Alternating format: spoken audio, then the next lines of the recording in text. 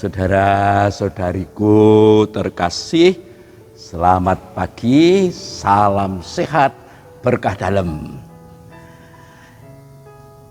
Berbagai macam peristiwa telah kita lewati. Ada yang menyenangkan, ada yang tidak begitu menyenangkan, tapi kita harus tetap gembira. Kenapa? Karena gembira adalah pangkal kesehatan, dan jangan takut, sebab ketakutan adalah sumber dari segala macam penyakit. Namun kita harus eling lan waspada. Ojo sembrono, ojo mbungai, ojo ngawur, ojo sembrono. Awit apa? Karena iblis berkeliling seperti singa mengaum-ngaum mencari orang yang bisa ditelannya. Tapi juga jangan suntur, jangan cemberut. Ingatlah, Tuhan menyertai kita sampai akhir zaman. Saudara-saudari terkasih, hidup adalah panggilan. Dan panggilan itu adalah kesempatan. Kesempatan untuk apa? Untuk melayani Tuhan dalam sesama melalui perbuatan baik dan benar yang kita jalani berdasarkan atau didasari dengan cinta yang murni. Apabila perbuatan baik kita landasi dengan cinta yang murni, maka yang kita perbuat itu bukan sekedar menyenangkan orang lain, tetapi demi kebaikan orang lain. Kenapa? Karena memang bisa kita berbuat menyenangkan orang lain, dan orang lain menggunakan apa yang kita berikan kepadanya, lalu berbuat dan mempergunakannya dengan baik, dan dia akan menjadi baik, bahkan lebih baik, menuju pada kesempurnaan. Tetapi bisa jadi perbuatan baik yang kita lakukan untuk mereka, atau kita memberikan sesuatu yang baik kepada mereka, menyenangkan mereka, tetapi bisa saja itu menjadi malapetaka bagi dia karena cara menggunakannya tidak benar. Yang pertama tadi, melaksanakannya dengan benar sehingga menjadi baik. Ingat saja, ada dalam perumpamaan talenta itu, orang diberi 5 talenta dan 2 talenta. Mereka bisa menggunakannya dengan baik, lalu berguna bagi mereka sendiri. Lalu tadi yang menjadi malapetaka, ingat akan perumpamaan anak bungsu yang minta warisan kepada bapaknya. Maka kita setiap kali harus selalu mengevaluasi diri, apakah cinta kita masih tetap murni. Inilah yang saya usung sebagai tema dari renungan kita hari ini. Masih tetap murnikah cinta kita? Berbuat baik tentu ada motivasinya. Nah, bila motivasinya itu demi kebaikan orang lain, maka orang ini akan bersedia berkorban dan tidak akan menghitung untung rugi bagi dirinya sendiri. Dia mau rugi demi kebaikan orang lain. Sebaliknya, awas, ada motivasi lain, yaitu bahwa dia motivasinya untuk mencari keuntungan sendiri, dan dengan demikian orang seperti ini tidak siap berkorban, tidak bersedia berkorban, malah mungkin dia hobi mengorbankan orang lain demi keuntungannya sendiri. Jelas hal ini bukan cinta yang murni, tetapi cinta palsu, cinta diri, mencari keuntungan sendiri, dan dengan demikian akan sangat merugikan orang lain. Seperti saya katakan, dia tidak bersedia berkorban, melainkan malah punya hobi mengorbankan orang lain demi mencari keuntungan pribadi. Awas, ini merupakan berhala juga. Jadi jelas gini, bahwa di dalam melaksanakan panggilan Tuhan dengan tulus melaksanakan kebaikan bagi sesama, itu tentu kita akan menghadapi berbagai macam kemungkinan, baik yang menyenangkan maupun yang tidak menyenangkan. Bahkan mungkin juga akan menghadapi berbagai macam risiko. Dan ataukah kita mungkin juga akan mengalami kesulitan banyak. Nah, beranikah kita jalan terus? Ataukah kita tinggal gelanggang colong pelayu, artinya melarikan diri dan mencari aman?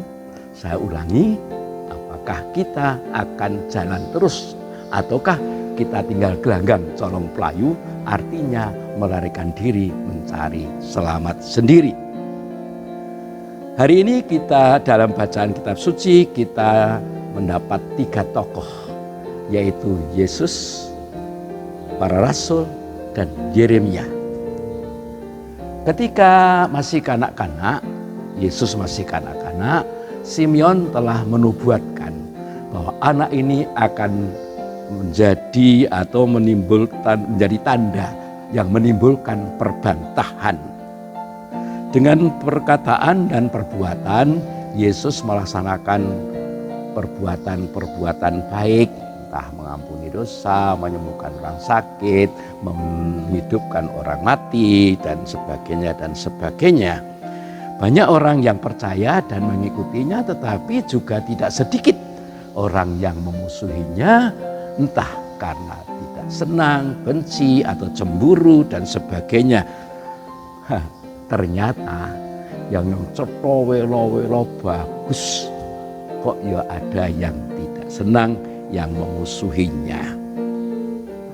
Maka apalagi ketika Yesus memberikan syarat kepada orang-orang yang mengikutinya, barang siapa mau mengikuti aku, hendaklah ia menyangkal diri, memanggul salibnya tiap hari, dan mengikut aku.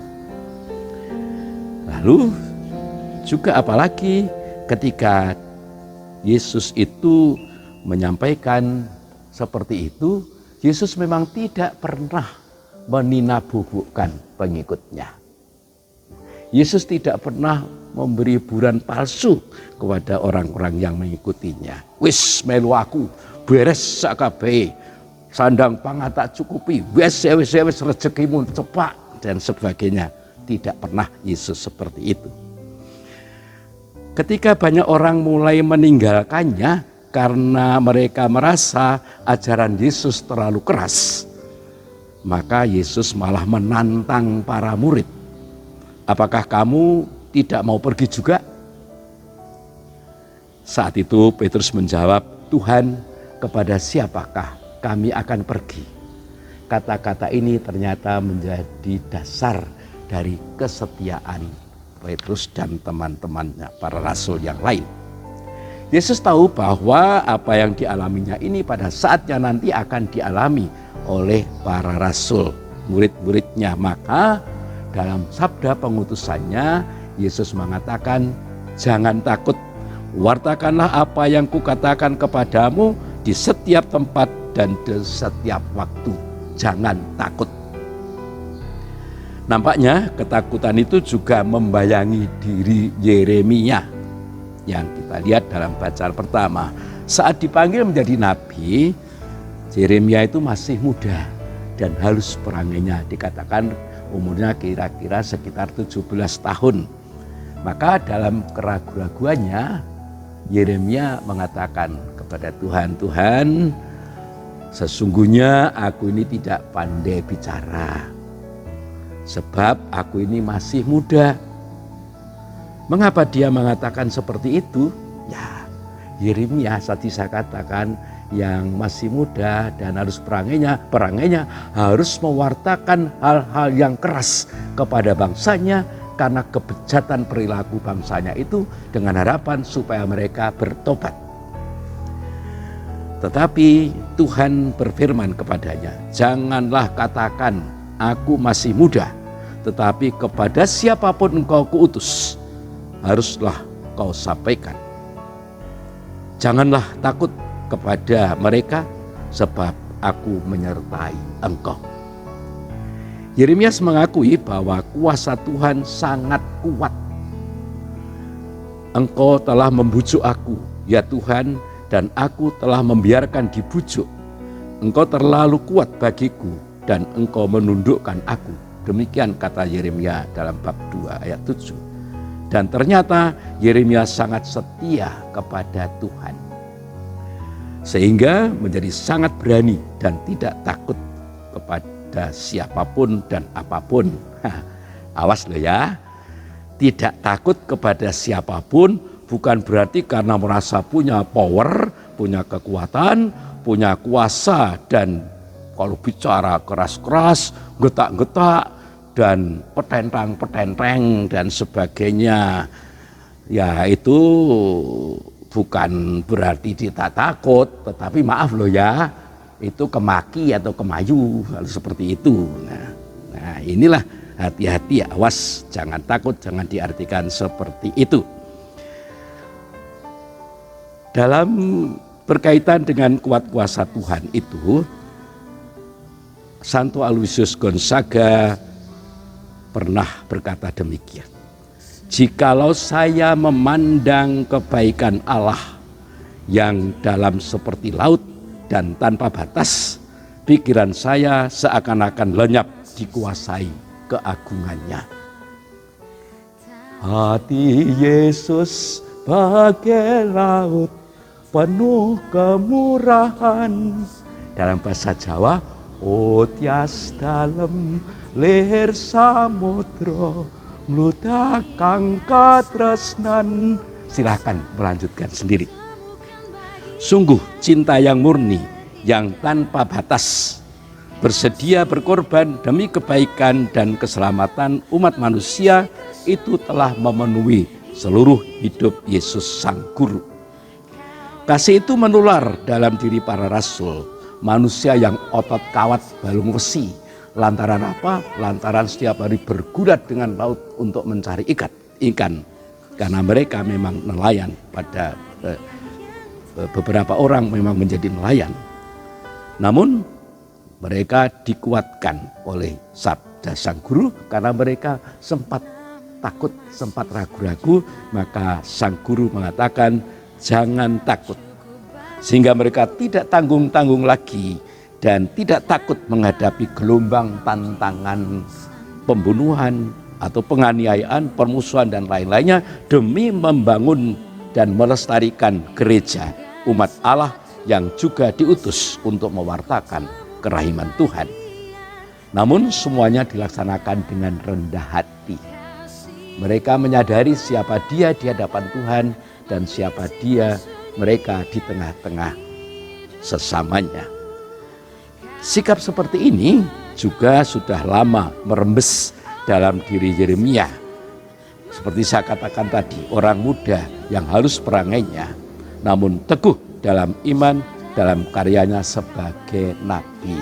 Pada awalnya memang ragu-ragu, penuh ketakutan, namun kuat kuasa Tuhan tidak bisa dibendungnya, sehingga apapun dilabraknya demi bertobatnya umat manusia yang dihadapinya pada zamannya.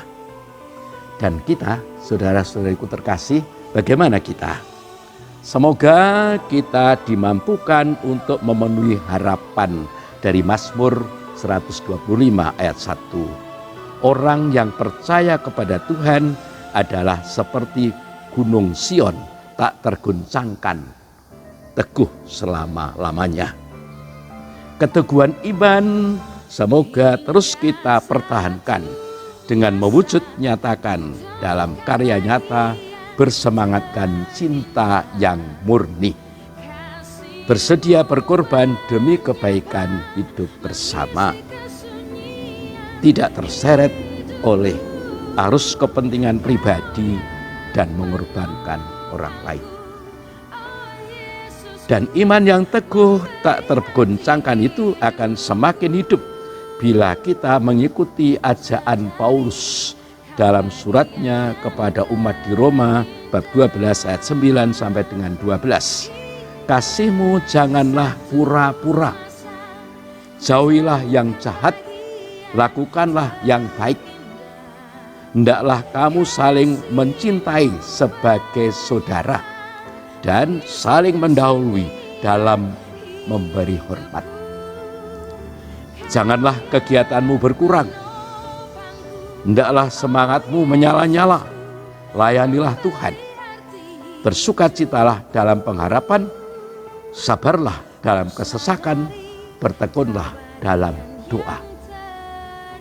Cinta murni itu adalah milik Tuhan dan dianugerahkan, sekali lagi, cinta murni itu adalah milik Tuhan dan dianugerahkan kepada kita untuk kita jadikan dasar seluruh hidup dan karya kita sehari-hari. Dan setiap kali kita harus berani mengevaluasi diri dengan terus bertanya, masih tetap murnikah cinta kita? Masih tetap murnikah cinta kita? Atau sudah menjurus kepada cinta diri dan cinta palsu? Itu yang harus kita pertanyakan dengan jujur kepada diri kita masing-masing setiap saat. Mengakhiri, saudara-saudaraku yang terkasih, mengakhiri renungan ini, marilah kita ulangi seruan Paulus dalam suratnya kepada umat di Korintus. Kasih itu sabar, kasih itu murah hati. Ia tidak cemburu, ia tidak memegahkan diri dan tidak sombong. Ia tidak melakukan yang tidak sopan dan tidak mencari keuntungan sendiri. Ia tidak pemarah dan tidak menyimpan kesalahan orang lain. Lihat 1 Korintus bab 13 ayat 4 sampai dengan 5. Apakah itu berat? Siapa bilang ringan? Apakah itu sulit? Siapa bilang mudah? Siapa beranikah kita? Siapa takut? Saudara sekalian, amin. Salam sehat. Terima kasih. Tuhan memberkati. Bayat 21 Juni 2020, Yakobus Winarto PR, Romo Paroki Santa Maria Ratu, Bayat.